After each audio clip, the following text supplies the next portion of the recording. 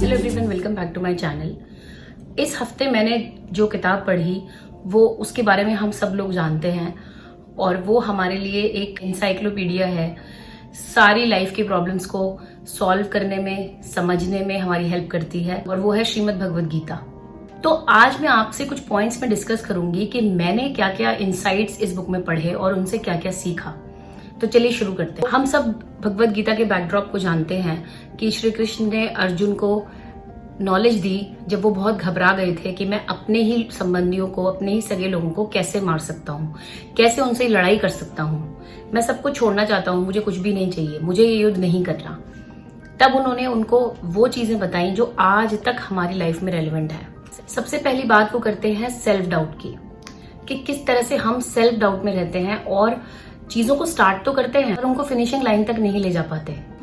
Discourage होते हैं बहुत ज्यादा, दूसरों के रिजल्ट से डिस्करेज होते हैं। हमें अपना सेल्फ कॉन्फिडेंस बनाए रखना है। सेकंड पॉइंट है कि डिस्ट्रक्शन का रीजन क्या है, क्यों लोग डिस्ट्रॉय होते हैं, क्यों उनके रिलेशनशिप डिस्ट्रॉय होते हैं। इसका सबसे बड़ा रीजन उन्होंने दिया है कि जब हमारी कोई इच्छा पूरी नहीं होती तो हम एंग्री हो जाते हैं, बहुत ज्यादा गुस्सा हो जाते हैं। हमें लगता है कि हमारी ये इच्छा पूरी नहीं हो पा रही। इस एंगर में हम अपनी लाइफ को वेस्ट करते हैं। दूसरी चीज है विश पूरी हो जाना। जब हमारी विश पूरी हो जाती है तो हम ग्रीड में आ जाते हैं। हमें लगता है कि हमें इससे ज्यादा मिल जाए। ये हमेशा चलता रहता है। तो दोनों ही सूरतों में हमें पीस मिलना मुश्किल है। इसी के बारे में श्री कृष्ण बताते हैं। तीसरी चीज है स्पिरिचुअलिटी को डेली लाइफ में इम्प्लीमेंट करना। स्पिरिचुअलिटी एक ऐसी चीज है जो हमारी डेली लाइफ को पॉजिटिव बनाती है। हम हर रोज डिलेमास देखते हैं और ये हमें कॉन्फिडेंस देती है कि किस तरह से हम अपने चैलेंजेस से ज्यादा पावरफुल हैं, जो कि हम जनरली भूल जाते हैं। जब भी हम परेशान होते हैं हमें लगता है कि इस चीज ने या इस सिचुएशन ने या इस इंसान ने हमें ओवर पावर कर लिया है, अब हम उसी के कंट्रोल में हैं और हमारा माइंड हमारा साथ छोड़ता है। इस स्थिति में ये किताब आपको सबसे ज्यादा कॉन्फिडेंस दे सकती है। जैसे कि एक चैप्टर में मेंशन्ड है कि जिस तरह से मौसम बदलते हैं, सर्दी, गर्मी, बरसात, हम उसके अकॉर्डिंग एडजस्ट हो जाते हैं और अपना काम कंटिन्यू करते हैं। ऐसा नहीं होता कि हम एक सीजन की वजह से अपने एक्टिविटीज को रोक दें या अपनी लाइफ को रोक दें, ऐसा नहीं होता। इसी तरह श्री कृष्ण ने कहा है कि आप जिस चीज के लिए यहाँ पर आए हैं उस पर्पस को कभी ना भूलें।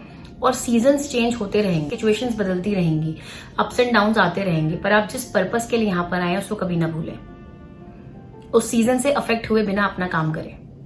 नेक्स्ट पॉइंट है माइंड के बारे में, कि माइंड किस तरह से हमारा फ्रेंड भी है और हमारा एनिमी भी है। वो फ्रेंड होता है, वो हमें एम्पावर करता है, हमें सपोर्ट करता है। हमारे माइंड को भी ऐसा ही होना चाहिए। और जो हमारा दुश्मन है वो हमेशा हमें डिस्ट्रॉय करता है। और अगर आपका माइंड आपके कंट्रोल में नहीं है तो वो डेफिनेटली आपको डिस्ट्रॉय करेगा। फॉर एग्जाम्पल, अगर कोई इंपॉर्टेंट एक्टिविटी है, किसी भी चीज से रिलेटेड हो सकती है, आपकी हेल्थ से, आपके फाइनेंस से या आपके रिलेशनशिप्स में, अगर आपने सोचा है कि आपको एक पॉजिटिव चीज करनी है तो आपको आपका माइंड 100 एक्सक्यूजेस देगा उसे ना करने के। आपको बहुत सारी रीजनिंग देगा कि आपको क्यों ऐसा नहीं करना चाहिए, क्यों आप बहुत थके हुए हैं या क्यों आप, सामने वाला भी तो ईगो दिखा रहा है, आपको क्या जरूरत है किसी को जाके कन्विंस करने की। बट अगर माइंड आपका फ्रेंड है तो वो आपको हमेशा सही राय देगा। और अगर आप डिटरमिन्ड हैं तो आप उस एक्शन को जरूर करेंगे, क्योंकि माइंड आपका फ्रेंड है। लेकिन अगर एनिमी है तो वो आपको जरूर गलत रास्ते पर ही लेके जाएगा और डिस्ट्रक्शन ही लाएगा। इस चीज है हर चीज में क्रिएटर को देखना, गॉड को हर चीज में देखना, हर इंसान में, हर चीज में। कई बार ऐसा होता है कि हमारी लाइफ में बहुत सारी प्रॉब्लम्स आती हैं, एक साथ आती हैं और हम एनवी करने लग जाते हैं कि सामने वाले को तो बिल्कुल प्रॉब्लम नहीं आई, हम इतना क्यों फेस कर रहे हैं। हम इनसिक्योर हो जाते हैं, हमें अपने ऊपर सेल्फ डाउट होता है। ऐसे टाइम में आपको ये नॉलेज बहुत हेल्प करती है, जो कि कहती है कि आपको जो टास्क दिया गया है आपकी कैपेबिलिटी के अकॉर्डिंग ही दिया गया है। जो भी सिचुएशन, टफ सिचुएशन जो आप फेस कर रहे हैं, आप उससे जरूर डील कर सकते हैं। बट अगेन सब आपकी एटीट्यूड पर डिपेंड करता है। और आपको वो चीजें सिखाने के लिए दी गई है जो आप सीखकर और ज्यादा ग्रो करेंगे, जिसके लिए हम यहाँ पर आते हैं। नेक्स्ट पॉइंट है कि आपका टेस्ट हमेशा रिपीट होता रहेगा जब तक आप उससे सीखते नहीं। हम हमेशा पूछते हैं कि हमारे साथ ही इतना बुरा क्यों हुआ, सामने वाले के साथ तो ऐसा कुछ नहीं हुआ, हमारे साथ ही इतना बुरा क्यों हुआ। तो उसका आंसर वो बताते हैं कि आपके कर्म के अकॉर्डिंग आपको देखना है कि जो चीज आपके साथ हुई है इससे ज्यादा भी बुरा हो सकता था। आपको ग्रेटफुल होना चाहिए और इस सिचुएशन को संभालना चाहिए, रादर देन कंप्लेन करने के कि हमारे साथ ही इतना बुरा क्यों हो रहा है।